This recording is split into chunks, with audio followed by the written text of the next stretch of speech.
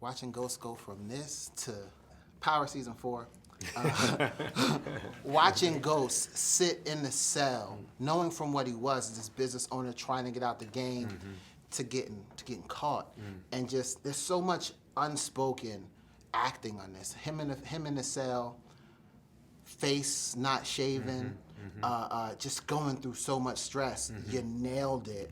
Thank you, brother. What was that process like? I feel like this was the first year where I was allowed to expose within a character already fully flushed with colors. I was able to finally expose those moments where Omari has found himself equally as disheveled, non-shaven, non-needed out, needing out, needing and out, and sort of on my knees praying that things could become better. And this was the first season that I was able to expose that Ghost doesn't usually look like he's needing to ask anybody to make things better. He makes it all better. Right. This year he needed help as to how to make it better. And so it was more method, you know. I lived in jail a little bit. I didn't speak to Leela's character. I did whatever I needed to do to be where you saw me be. When you're walking down the jail hallway and Charlie Murphy's behind you, telling you your fate, talking about what's in store for Ghost, talking about death. Yeah. How was that for you? It was ad-libbing. That's how good he was. Oh, man. That wasn't written. And when you heard the news. Courtney let him run with that, and he found, you know, there was a guideline that he was, you know, to adhere to, but he kind of ad-libbed most of that. So shocking when I heard that he passed. Very hurtful. Charlie Murphy and what he's done for the industry as a comedian, as an actor, and I've worked with him on another film called Lottery Ticket. I feel like watching those moments in Power, it's a little scary, it's sad. I don't know. I'm also proud for him too, though, that he was a consummate professional to the end. Yeah. And he's got a beautiful, visceral role that he plays in Power that I think people are really going to enjoy. Tommy, season 4. Season 4. A lot's happening with him. A lot is going on. And there's only one direction, you know what I mean? Tommy's the guy that will burn the bridge behind him, too. Yeah. So there's no retreat. And you're playing it, too, a lot. Like, I always feel like when you play Tommy, there's gears ticking. Yeah. And he knows he's trying to be strong, but he knows shit's coming after him. How are you playing that?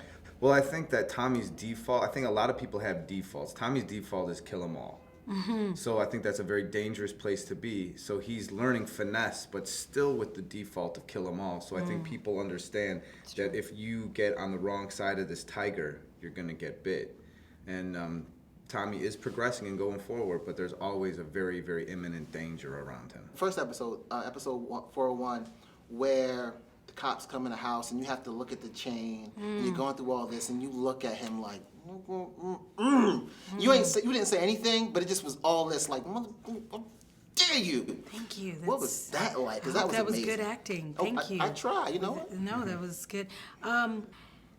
I guess it's just, to me, it's just part of the job. I don't know. I just enjoy what I do, and I really think Tasha has to restrain a lot of her anger or emotions, so it comes out in the eyes, or it might come out in the quivering lip, or a moment where her face is just holding so much emotion, but she's dealing with a lot of pain.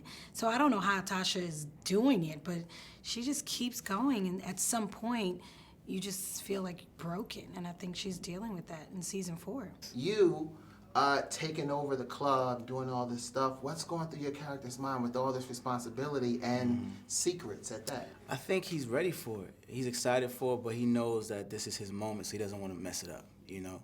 But he knows it comes with a lot of consequences. And the cool thing about Dre, he's like a baby Ghost in Canaan, so he's a survivor. So he's gonna roll with the punches and make it work, so it's interesting by the end of the season what happens, And your character, threatening people, got a little roar to her. What's this situation like for you?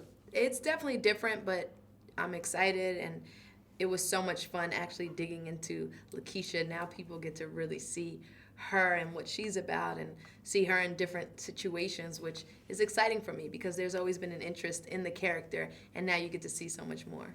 Episode 402. You get that script. Yes. What, you like? Okay. No, I'm like, oh, fuck. What do I do? Okay, but it's something I Gotta do it. know how to do. So let me just do it. Get it done. How was it last time? Because last season you had a big episode too. Right. What was that reaction like? Yeah, I don't know. I mean, the reaction last time was crazy. I never know because you've seen it. I have not seen it. So I don't even know what it looks like, what it is. I just pray that it's a good scene and it was for the character, it's for the relationship between those characters, and I just wanted to bring that relationship to life. So I had to learn to separate Lala, and I hope the audience is able to do that and see Lakeisha and who she's in a relationship with doing that. Your character, so many twists and turns. What's going on in her mind? Because she has to know ghosts, right? She has to know ghosts. Or is she just really like, I don't know? Like, where is she going this season? You know, I think with Angela, she knew sort of through season 3, started to dawn on her what a murderer he was, and she couldn't necessarily prove it, but she knew, but she didn't really go after it because with Lobo she would also have been implicated.